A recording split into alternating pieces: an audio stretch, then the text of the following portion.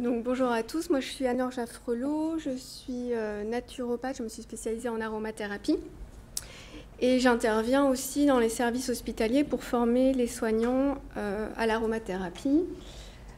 Alors quand on m'a proposé cette conférence, je me suis dit, bon, je connais très bien les huiles antidouleurs, par contre je ne connais pas du tout les pathologies.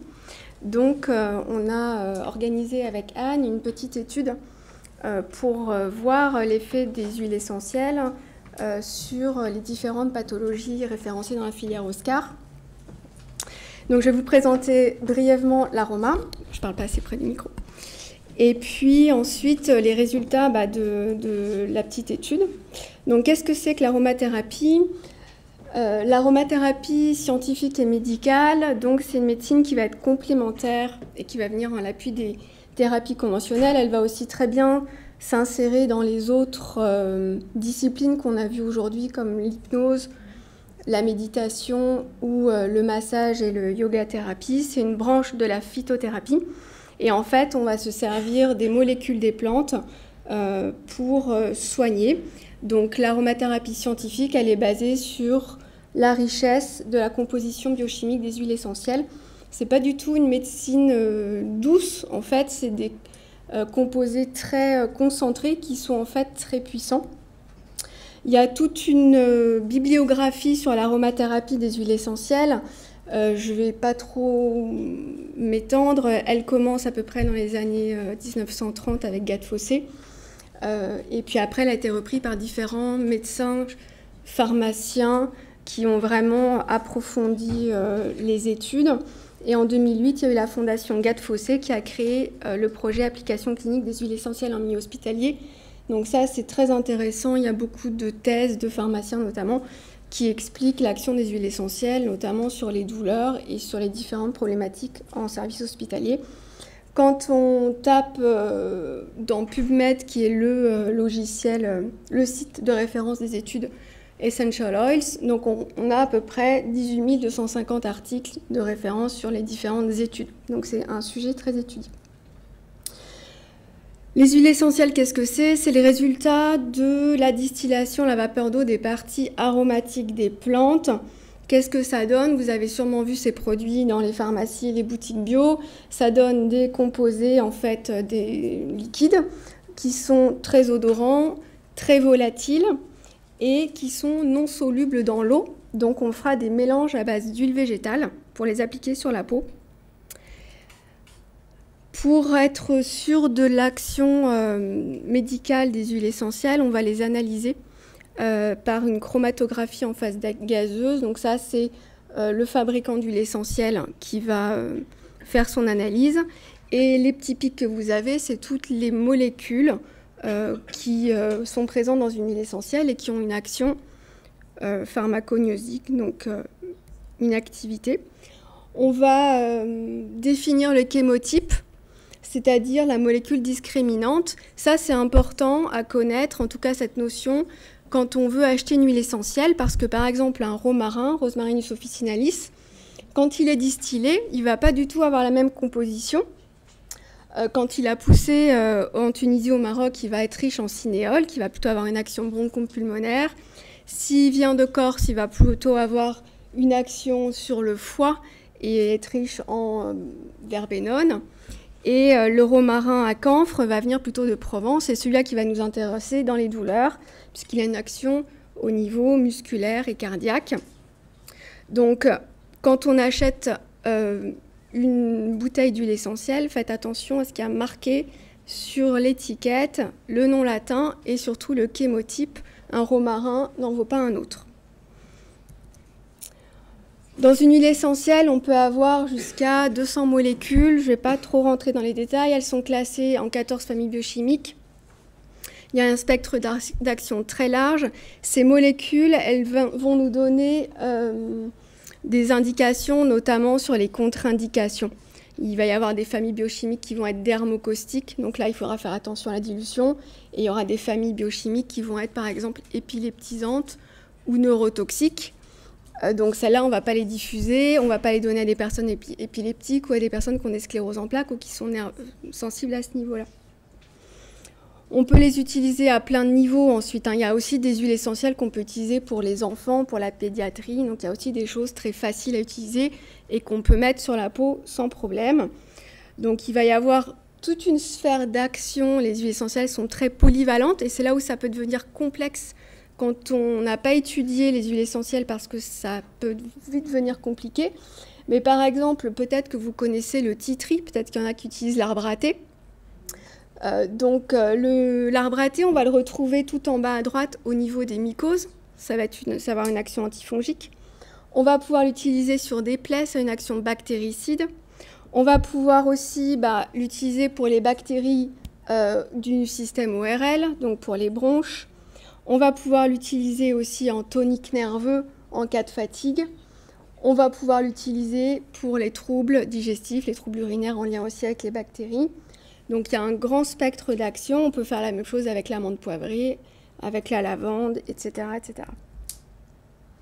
Donc ce que je vous disais, c'est que c'est important quand on veut choisir une huile essentielle de bien lire son étiquette et de bien faire référence à un nom latin, pays de provenance et surtout à un chémotype.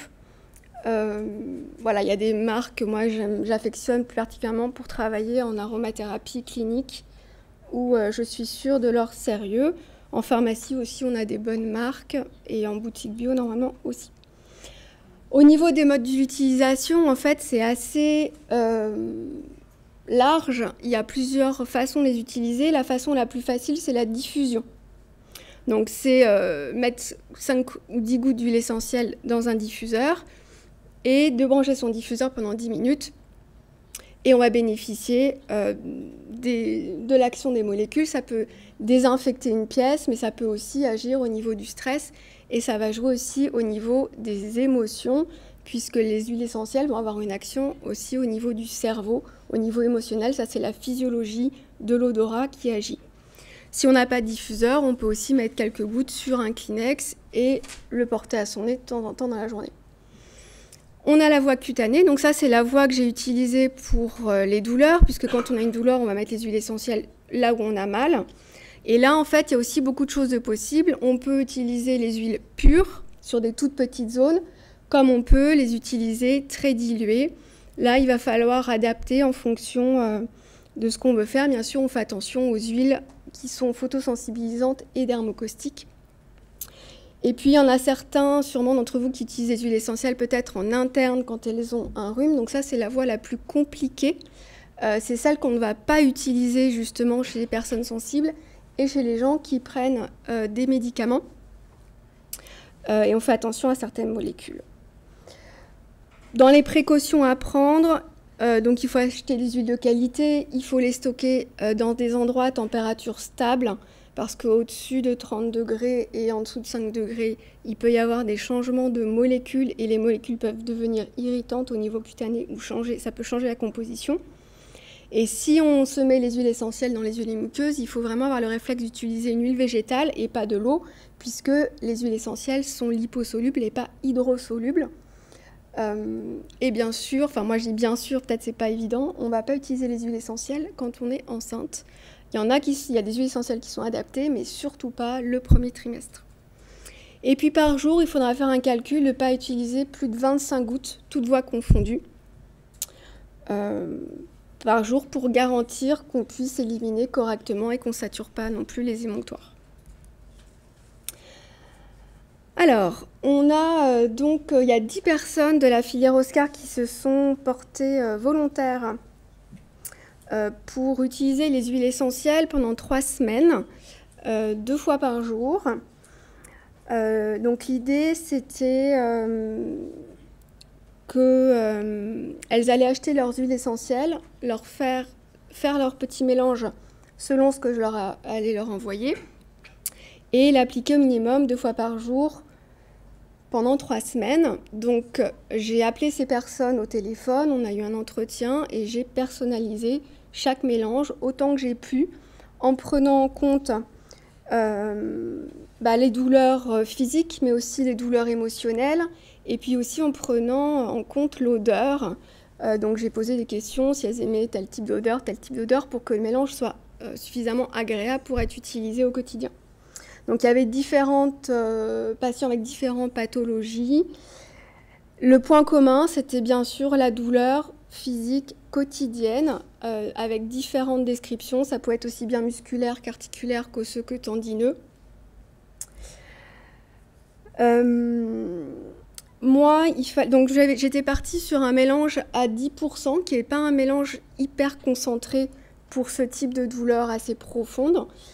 Il a fallu que je baisse même ce mélange pour une personne qui avait la peau très fragile et qui prenait beaucoup de médicaments. Et j'ai utilisé donc en base l'huile végétale d'arnica, qui est une huile végétale connue pour ses propriétés antalgiques. Et je leur avais demandé de faire au préalable un test au niveau du pli du coude pour être sûr qu'il n'y ait pas de réaction allergique. Elles étaient prévenues que s'il y avait des réactions au cours de l'utilisation, il fallait rediluer encore dans l'huile végétale pour rediluer le mélange. Donc ça, c'est les différentes concentrations qu'on peut faire selon les visées. Pour les douleurs osseuses, on peut aller jusqu'à 30%. Il y a même une des patientes qui m'a fait le retour que pour elle, ça marchait mieux en fait à une utilisation pure, ce que moi, je ne préconise pas forcément, puisque sur le long terme, ça peut provoquer des irritations et des allergies. Mais elle préférait plus concentré. Donc pour moi, il fallait que je prenne en compte plusieurs aspects. Donc le point important, c'est s'il y avait une prise de médicaments ou pas, pour voir s'il allait y avoir des interactions, et surtout voir s'il y avait des allergies possibles à l'aspirine et au menthol, puisque l'aspirine, ça fait référence à une huile essentielle qui s'appelle la Gaultérie couchée, qui contient 99% de salicylate de méthyle, donc le composé de l'aspirine. Et donc s'il y avait allergie à l'aspirine, je ne pouvais pas utiliser cette huile essentielle. Et au menthol, donc ça faisait référence à la menthe poivrée. Voilà, il y a un petit questionnaire à faire. Il fallait aussi que je fasse attention à ce que ça ne fasse pas trop cher pour les gens. Donc je suis allée sur 4 huiles essentielles maximum, sachant qu'il fallait que ça soit aussi des huiles essentielles qui soient assez faciles à trouver en pharmacie et en boutique bio, et que l'odeur soit agréable. Alors la facilité d'application, ça c'était pas forcément évident pour les gens selon la localisation des douleurs. Donc je suis partie sur une échelle classique de 1 à 10 sur une échelle voilà, numérotée. Donc au quotidien, ça se variait autour de 5 à 10, et en crise, ça pouvait aller monter jusqu'à 9. Donc ça, c'est pour les douleurs physiques. Au niveau des douleurs émotionnelles, il y avait en fait pas beaucoup de personnes qui se sont plaints de douleurs émotionnelles. C'était des gens qui avaient vraiment déjà bien intégré, bien accepté leur douleur, et bien géré aussi avec d'autres choses, donc de prise en charge du stress et du surmenage pour éviter la douleur. Donc sur 3 personnes, ça faisait une moyenne en fait, enfin il n'y avait que 3 personnes, donc sur 10 ça faisait une moyenne assez basse, et ça pouvait monter jusqu'à 5 en cas de crise. Donc qu'est-ce que ça a donné au niveau quotidien? Donc la douleur quotidienne c'est en vert, la douleur en crise elle est en orange. Donc dans la première, les premières barres c'était avant l'utilisation, et les douleurs quotidiennes et en crise après l'utilisation des huiles essentielles, c'est sur votre droite. Donc au quotidien, je ne peux pas dire que j'ai eu des super résultats, en tout cas dans les moyennes. Ce que j'ai constaté après en discutant avec les gens, c'est qu'en fait c'était très inégal. Il y a des personnes qui ont eu très bons résultats et d'autres qui n'ont pas eu de résultats. Donc voilà, quand on fait la moyenne, ça fait quelque chose de stable. Par contre, au niveau des crises et des répétitions, ça a nettement baissé. Donc ça, c'était quand même positif. Et au niveau donc moral, émotionnel, on a eu aussi un impact assez léger au niveau du quotidien, mais important aussi au niveau des crises. Quand j'ai posé la question après, donc est-ce que vous souhaitez continuer à utiliser les huiles essentielles pour odeur physique, j'ai eu quand même 90% de oui, même si pour moi les résultats n'étaient pas hyper probants. Mais en tout cas, les gens ont apprécié et ça leur a apporté quelque chose. Et quand j'aurais posé la question, est-ce que de manière générale, l'utilisation des huiles essentielles vous semble pertinente, j'ai aussi 9 personnes sur 10 qui m'ont répondu oui, et aussi 9 personnes sur 10 qui ont apprécié l'odeur. Donc c'était quand même plutôt positif. Au niveau des témoignages, alors je vous les ai mis. Il y a différents témoignages. Donc il y en a, il y a des personnes qui m'ont dit que ça marchait très bien donc sur les grosses douleurs, mais pas sur les petites douleurs. Il y a des personnes qui m'ont dit qu'ils ont un effet remarquable. Une personne, c'était un complément pour les douleurs avec une sensation de calme, mais je ne pouvais pas faire sans les médicaments. Mais je garderai les huiles essentielles pour un confort et pour un mieux-être au quotidien. Expérience positive, merci. Il y a une personne, donc au niveau de la concentration, elle qui apprécie plus l'utilisation de la Gaultérie dans des purs en fait, non dilués. Et il y a eu aussi un bon impact de l'association massage et huile essentielle. Parce qu'en fait, il y a eu des personnes qui n'ont pas vraiment évalué l'efficacité des huiles essentielles, mais par contre, qui ont bien évalué l'efficacité de l'application du massage au quotidien, de l'apaisement moral que ça a apporté, du moment de détente, et puis voilà, du fait que ça demande de prendre le temps de prendre soin de soi. Et du coup, ça a apporté un apaisement et elle se sentait mieux après le massage. Donc mon bilan, ça serait de continuer à affiner, en fait, de perfectionner les synergies ou de personnaliser les concentrations et vraiment d'encourager l'association massage, aromathérapie ou olfaction. C'est quelque chose que je n'ai pas trop mis en avant dans les synergies, mais c'est aussi un impact très bénéfique, juste de respirer des huiles essentielles quand on a mal. Ça fait aussi un temps de pause. Alors les huiles essentielles que j'ai utilisées, peut-être que vous les connaissez. Donc il y a la fameuse, entre guillemets, Gaultérie couchée, qui est un anti-inflammatoire naturel et un antalgique à effet chaud. En fait, elle provoque une vasodilatation périphérique et ça va entraîner une sensation de chaleur. Il y a aussi une action sur l'action des médiateurs chimiques de l'inflammation. Par contre, on ne peut pas la prendre si on est allergique à l'aspirine ou si on est sous coagulant, anticoagulant.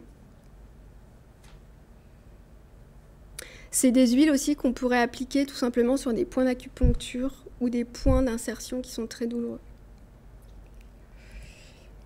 Ensuite, la deuxième huile numéro 2, très anti-inflammatoire, c'est une autre famille biochimique. Là, on est dans les citronellales. Et donc là, on a aussi une action anti-inflammatoire.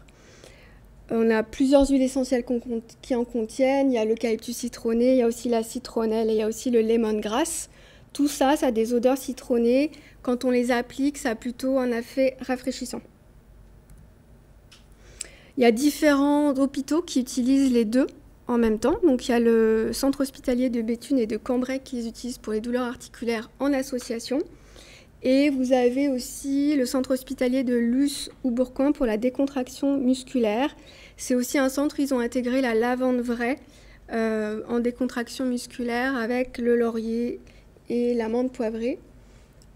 Voilà, ça montre que c'est largement utilisé dans les milieux hospitaliers. Dans les molécules aussi intéressantes pour la douleur, on a le camphre qu'on va retrouver dans le lavandin abrial, qu'on va retrouver aussi dans la lavande aspic et qu'on va retrouver aussi dans le romarin camphré. Donc là aussi, on a un effet anesthésique local par chaleur et un décontractant musculaire. Par contre, donc on est sur une cétone monoterpénique et là, il ne faut pas utiliser ces huiles essentielles si on est épileptique ou si on a une sclérose en plaques Parkinson et bien sûr pas pour les enfants non plus. Voilà, on a le romarin à camphre qui est un petit peu plus concentré qui va aussi agir.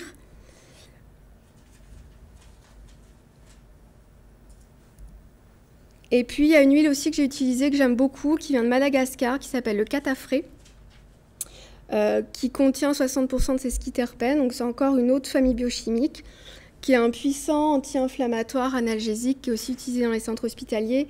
Là, le grand intérêt du catafré, elle est un petit peu plus difficile à trouver en pharmacie.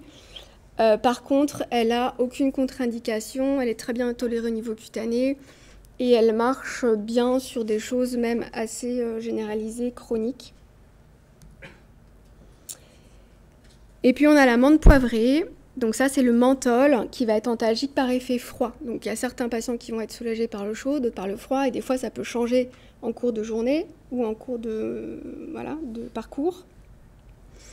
Et là, donc, on a une action anti-inflammatoire vasoconstrictrice qui va donc s'opposer à la vasodilatation qui a lieu pendant l'inflammation.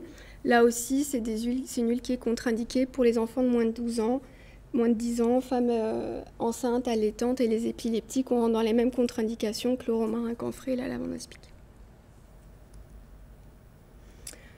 Ensuite, on peut aller sur des familles intéressantes en antispasmodique musculaire. Donc là, il y a le basilic tropical, il y a aussi l'estragon.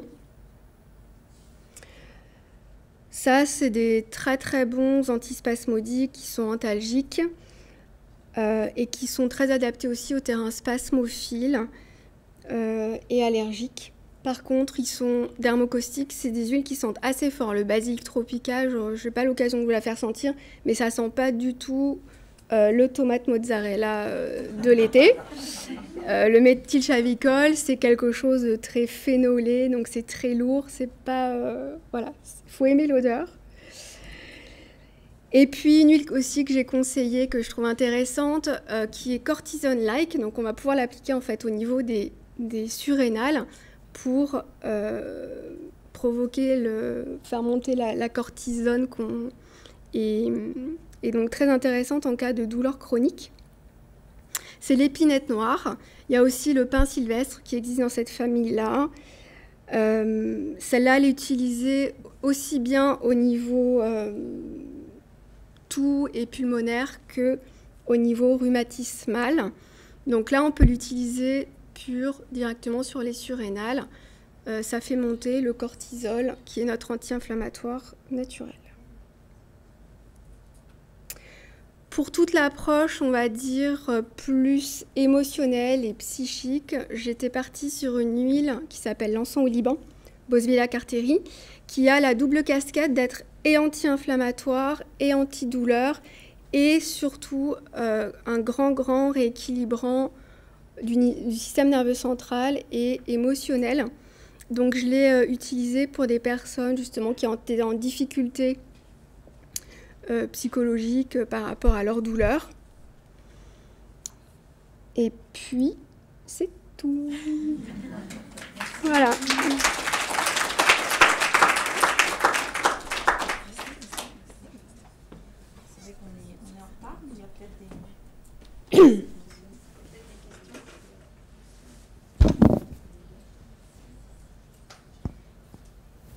C'est bon ?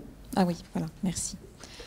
Alors, est-ce que vous avez des questions ? Est-ce qu'il y a des personnes, Stéphanie ou d'autres personnes qui ont participé à l'étude ? Cécile, oui. Est-ce que vous avez des commentaires à faire Cécile. Cécile ? Oui, donc moi j'ai participé à l'étude. Donc j'ai un syndrome de Klippel-Feil, qui est une malformation congénitale des vertèbres cervicales, des fusions vertébrales. Et c'est vrai que ça m'a apporté un bien-être. Et c'était en fait la pause, le petit commentaire sur la pause, c'est aussi moi qui l'ai faite. C'est parce que c'est 20 minutes de détente quotidienne qu'on n'a pas forcément le temps dans la vie de tous les jours et qu'on prend pour s'arrêter. Et en même temps, ces huiles m'ont procuré un bien-être et vraiment une sensation de confort, un relâchement musculaire, parce qu'on est souvent très tendu. Donc voilà, ça m'a bien aidé. Merci. Est-ce qu'il est simple de continuer sur la base des indications que vous donnez lors d'une première consultation ? Ou est-ce qu'il faut un suivi récurrent ? Qu'est-ce que vous conseillez ? Là, je pense que je ne sais pas si tout le monde a adopté, mais en tout cas, les personnes avec qui j'ai discuté, ils sont vraiment appropriés le mélange et ils vont l'utiliser après au quotidien. Donc après, on peut refaire des points, surtout si au niveau olfactif, ça n'a pas plu ou il n'y a pas eu d'effet. Là, il faut revoir. Donc on peut considérer qu'une seule consultation peut permettre déjà de s'approprier un mélange qui fonctionne. Voilà. Deux choses. Toutes les huiles essentielles peuvent être utilisées, à part celles qui sont abrasives pour la peau, Mais aussi bien en diffusion qu'en cutané? Non? Bah, les huiles dermocaustiques, on ne va pas les mettre dans les C'est ça. diffuseurs parce que ça va brûler les yeux. Ok. Et les huiles qui sont neurotoxiques non plus. Donc tout ce qui est menthe poivrée, lavandin, romarin, ça on les met pas dans les diffuseurs.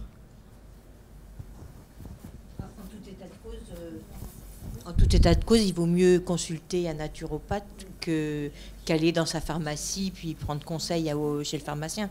Mais il y a des pharmaciens qui sont formés, il y a des pharmaciens qui sont pas formés, il y a des... Parce que du coup, quelqu'un qui prendrait plusieurs médicaments dans la journée, il faut vraiment faire attention aux contre-indications, non? Il faut faire attention aux contre-indications, ouais, et puis au dosage du coup. Est-ce qu'il peut y avoir aussi des contre-indications avec l'alimentation? Non, il n'y a pas de contre-indications avec les compléments alimentaires, la nutrithérapie, les oligos, les fleurs de bac et les aliments en général. Ok, merci. Il n'y a pas d'autres questions? Non. Est-ce que dans l'étude, des personnes qui avaient été... volontaires, qui ont servi de cobaye. Est-ce que vous aviez 2 ou 3 personnes ayant la même pathologie et pu vérifier des effets différents? En fait, c'était pas... Enfin, une personne, c'est à chaque fois différent. On ne peut pas comparer la même pathologie parce que j'avais des mêmes pathologies et en fait des tableaux complètement différents au niveau du vécu de la douleur, au niveau de l'intensité. Donc c'était pour moi de toute façon différent. Ouais.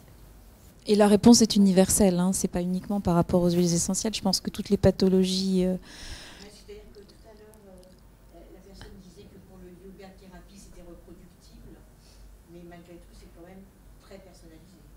Oui.